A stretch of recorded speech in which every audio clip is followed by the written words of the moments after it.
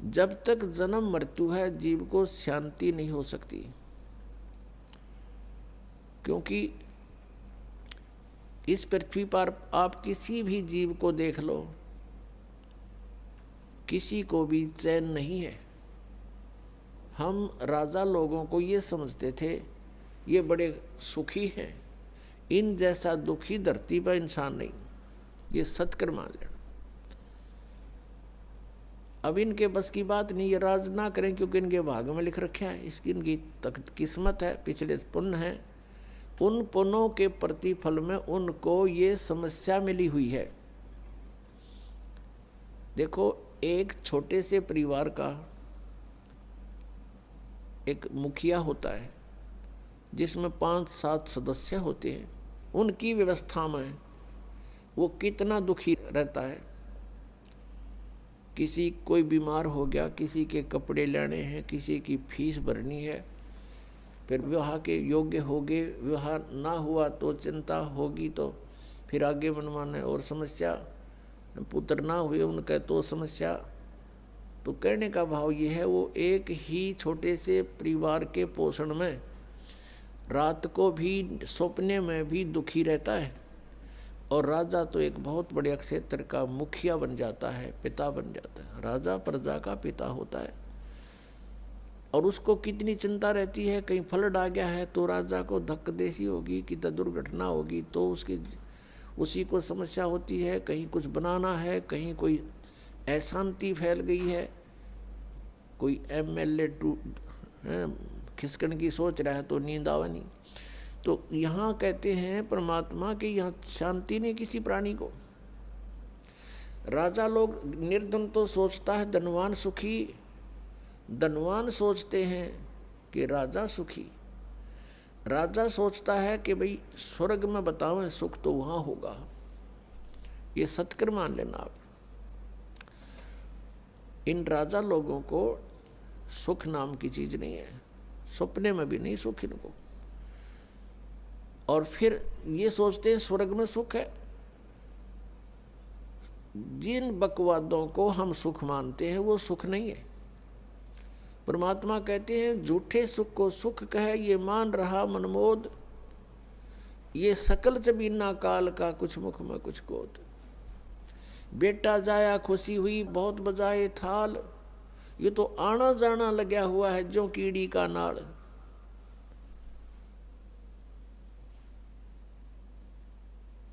अब राजा सोचते हैं कि स्वर्ग में सुख होगा। अब स्वर्ग के देवता जो उनकी दुर्गति, उनके इतिहास पढ़कर देखो पुराणों में, कभी असुर और देवताओं का और असुरों का युद्ध हो गया, राक्षसों का। कभी देवता हार गए, कभी असुर हार गए। इंद्र जो स्वर्ग का राजा होता है गद्दी छोड़ भाग गया, असुरों ने कब्जा कर लिया स्वर्ग पर। वो कहीं जंगल में भूखा प्यासा भटक रहा है, और इंद्र सोचता है कि ब्रह्मा विष्णु महेश सुखी होंगे। ये 3 लोग के एक एक विभागीय मंत्री हैं। अब ये ब्रह्मा विष्णु महेश कितने सुखी हैं।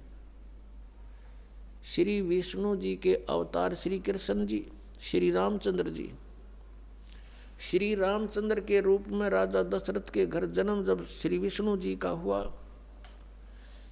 युवा हुए, युवा होते विवाह हुआ, विवाह होते ही वनवास हुआ, वनवास से सीता का हरण हुआ, यानी उसकी पत्नी का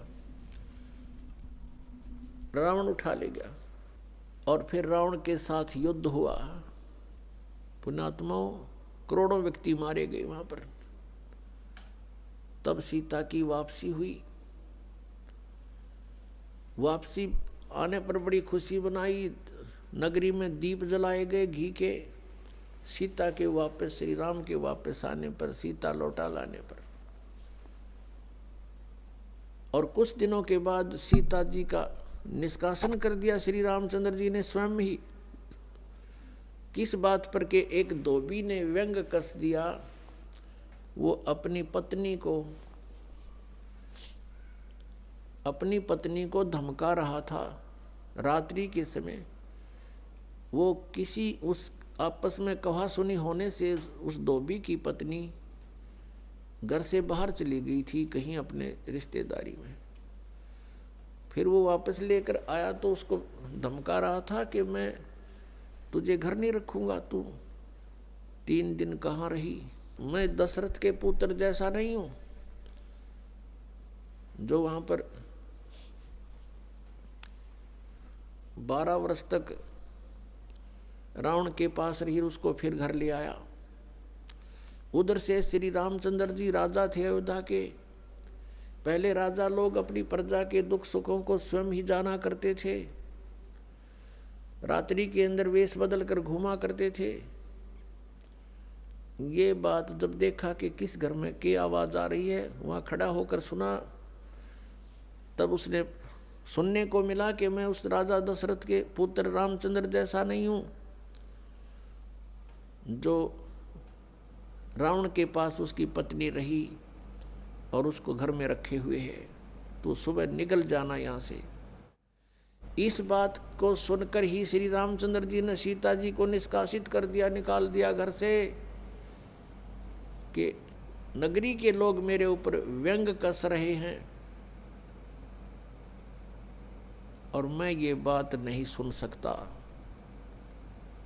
पुण्यात्माओं, जब सीता जी को रामचंद्र जी लाने लगे रावण का वध करके लंका का राज्य विभीषण को देकर, तब श्री रामचंद्र जी ने कहा था कि मैं तेरी परीक्षा लूंगा और यदि परीक्षा में सफल होगी तो मैं ले चलूंगा, नहीं तो नहीं ले चलूंगा। मैं तुझे अग्नि में जलाऊंगा, यदि तू अग्नि में जल गई तो समझूं तेरी कि तू कलंकित थी, तू रावण को समर्पित हो चुकी थी, और यदि अग्नि में तू नहीं जली तो मैं निष्कलंक जानूंगा, तब तुझे ले चलूंगा। ऐसा ही किया गया, सीता को अग्नि में बैठा दिया और हजारों की संख्या में दर्शक थे। सीता जी नहीं जली और सब ने कहा कि भगवान निष्कलंक है, माई निष्कलंक है, और इतनी कठोर परीक्षा लेकर के वापस अपने घर लाया था। और फिर एक व्यक्ति के कहने से श्री रामचंद्र जी ने उसको निकाल दिया, अपनी पत्नी को। तो कहाँ गई वो उसका अपना जजमेंट। तो ऐसे ये राजा के योग्य भी नहीं थे ये लोग, और हम इनको भगवान मान रहे थे। एक गर्भवती औरत को अपनी को घर से बाहर निकाल देता है, कहीं मरो कहीं जाओ, कोई बात थी या? फिर परीक्षा लेने की क्या जरूरत थी? और क्यों इतनी दुनिया मरवाई, फिर छोड़ देता रहे, रावण के पास ही रहती हो। पुण्यात्माओं, यहाँ का राजा काल भगवान है और ये नहीं चाहता कि यहाँ के प्राणियों को परमात्मा का पता लग जाए, जिस कारण से इसने इनको भगवान सिद्ध करवा रखा था अपने नकली दूतों के माध्यम से। और फिर क्या होता है, लास्ट में श्री रामचंद्र जी ने अश्वमेघ यज्ञ घोड़ा छोड़ दिया कि पूरी पृथ्वी पर शासन प्राप्त करने के लिए कि इस घोड़े को जो पकड़ेगा वो युद्ध करे मेरे साथ। वो घोड़ा उन्हीं के पुत्रों ने, जो सीता जी ने बाहर जाके जन्म दिया था ऋषि वाल्मीकि की कुटिया में, एक पुत्र गर्भ में था, दूसरा फिर वाल्मीकि जी की मिसअंडरस्टैंडिंग के कारण एक घास से, यानी कुसा से, या घास होती है डाब, इससे एक लड़का बनाया था।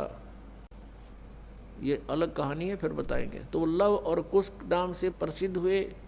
लव तो सीता के गर्भ से जन्म हुआ था और कुश को वाल्मीकि जी ने अपनी भक्ति शक्ति से उसको बनाया था।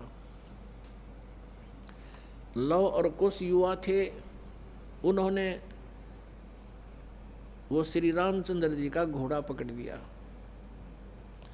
फिर उनका पिता पुत्रों का युद्ध हुआ तो दोनों ने छक्के छुड़ा दिए राम के, और सीता जी फिर भी उनके हाथ नहीं आई और वो पृथ्वी के अंदर समा गई।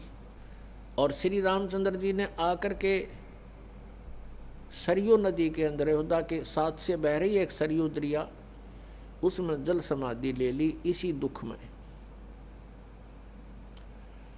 अब श्री कृष्ण जी का इतिहास देख लो। श्री विष्णु जी अवतार श्री कृष्ण जी, श्री राम वाली, श्री रामचंद्र जी के जीवन वाला भोग भोग के वो प्राणी श्री कृष्ण रूप में फिर जन्म हुआ।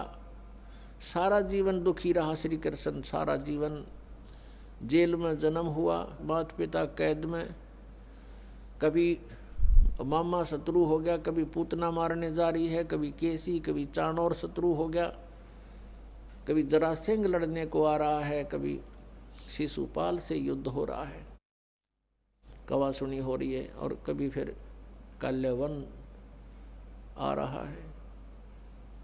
इस दुख में श्री कृष्ण जी ने मथुरा का त्याग कर दिया और ऐसे स्थान पर रहने लगे जहां कोई ना पहुंच सके। समझदार व्यक्ति यही सोचते हैं, राड से बाढ़ अच्छी होती है, झगड़े से बचाव अच्छा होता है। श्री कृष्ण जी उन सबको भी मार सकते थे, क्योंकि वो त्रिलोक के में एक विभागीय मंत्री है, एक विशेष शक्ति होती है प्राणी में, वो उनके अंदर शक्ति थी। लेकिन यही सोचा था कि किस किस ने मारूं, या तो सबकी बुद्धि भ्रष्ट। तो श्री कृष्ण जी ने द्वारका बनाई। समुद्र के बीच में एक टापू था जिसका केवल एक गेट था, द्वारिका, एक द्वार की नगरी। और ये सोच करके वहाँ यदि इतनी दूर, पहले तो कोई आवेगा नहीं, ऐसे स्थान पर जा रहे हम, और वहाँ कोई आवेगा युद्ध करने तो हम एक ही तरफ से उसका सामना कर सकते हैं, इसलिए एक गेट था उसका, और बाकी 3 समुद्र था 3 तरफ। तो वहाँ श्री कृष्ण जी चले गए, अपना अधिकतर सारा ही जीवन वहाँ व्यतीत किया। यहाँ तो ज़्यादा से ज़्यादा 18 साल के 20 वर्ष के तक यहाँ रहे थे द्वारका में, और बाकी फिर लगभग 200 वर्ष तक जिए थे श्री कृष्ण जी, और बाकी का समय द्वारका में व्यतीत किया था उन्होंने। तो अब ये जो लोग अनजान संत ऋषि, ये गुरु नकली हमें भ्रमित करते हैं कि द्वारका का उस गोवर्धन की परिक्रमा करनी चाहिए और वृंदावन अवश्य जाना चाहिए, मथुरा में अवश्य जाना चाहिए, वहाँ हमारे भगवान ने लीला की है, उनके चरण कमल टिके हैं, वहाँ घूमा करते थे, स्नान किया करते थे। अरे श्री कृष्ण जी यहाँ 20 वर्ष रहे थे इस मथुरा में, बाकी 180 साल तो वहाँ रहे हैं द्वारका में, और वहाँ का नामो निशान मिट गया उस द्वारका को। इसलिए वहाँ खत्म की द्वारका, समुद्र में डूब गई श्री कृष्ण जी की मृत्यु के बाद, और यादों का विनाश हो गया था, आपस में लड़के मर गए थे, और जो बाकी शेष औरतें बची थी उनको अर्जुन ले आया था, सब खाली हो गई थी द्वारका। उसके बाद वो समुद्र ने डबो दी थी, अंदर चली गई। कारण यही था कि भगवान ने सोचा कि यहाँ आएंगे फिर ये धक्के खान द्वारका में इतनी दूर, इसलिए उसका नामो निशान मिटवा दिया था। अगर आज द्वारका होती तो ये नकली कहते द्वारका में भगवान रहे थे, वहाँ जाया करो, वहाँ बहुत पुण्य होता है। उस द्वारका में तो सत्यानाश होया था, सारे यादव कटका मर गए थे वहाँ पर। आज भी जाते हैं वहाँ बहुत से श्रद्धालु। तो कहने का भाव यह है कि जब तक आत्मज्ञान बिना नर भटके, इस तत्व ज्ञान बिना नर भटके, कदे मथुरा कदे काशी। फिर श्री कृष्ण जी का फिर कैसे अंत हुआ? श्री कृष्ण जी के सामने पूरा यादव कुल आपस में लड़का मर गया, पोते पड़पोते रिश्तेदार सब आपस में कट कर मर गए। और वो सारा सांग देख कर, वो सारा अनर्थ देख कर जब श्री कृष्ण जी की मृत्यु हुई, एक परिवार के सामने एक आधे की मृत्यु हो जाती है, उसका कलेजा फट जाता है, रो रो के पागल हो जाता है इंसान। तो पुण्यात्माओं, आज तक हमें सत्यनारायण कथा नहीं मिली थी, और ये सत्य कथा है। सत्यनारायण का अर्थ है सच्चा भगवान, और सच्चे भगवान की सच्ची कहानी, सच्ची कथाएं। तो प्रसंग चल रहा है कि परमात्मा ने बताया कि तुम जब तक जन्म और मृत्यु के अंदर हो सुख नहीं हो सकता, शांति नहीं हो सकती। अब इंद्र सोचता है ब्रह्मा विष्णु महेश सुखी होंगे। अब इन ब्रह्मा विष्णु महेश की आप देख रहे हो, श्री राम की, श्री विष्णु जी की, श्री कृष्ण जी की कैसे दुर्गति हुई। श्री कृष्ण यानी ब्रह्मा विष्णु महेश सोचते हैं कि परमात्मा कोई और है, हम सुखी नहीं हैं। अब प्रसंग चल रहा है कि सत्यनारायण कथा जो है, सत्यनारायण का अर्थ है अविनाशी परमात्मा। ब्रह्मा विष्णु महेश ये सत्यनारायण नहीं है। श्री विष्णु जी को हम सत्यनारायण जानकर किसकी कथा सुना और सुनाया करते थे, सुनते और सुनाते थे। अधिक जानकारी के लिए जगत गुरु तत्वदर्शी संत रामपाल महाराज द्वारा लिखित पवित्र पुस्तकें ज्ञान गंगा, जीने की राह बिल्कुल निःशुल्क मंगाएं। अपना नाम, पूरा पता हमें व्हाट्सएप करें।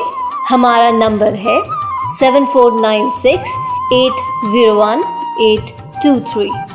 जगत गुरु तत्वदर्शी संत रामपाल जी महाराज के मंगल प्रवचन अब प्रतिदिन सुनिए MH1 श्रद्धा टीवी पर दोपहर 2 से 3 बजे, सारथी टीवी पर शाम 6:30 से 7:30 बजे, साधना टीवी पर शाम 7:30 से 8:30 बजे, ईश्वर टीवी पर रात 8:30 से 9:30 बजे।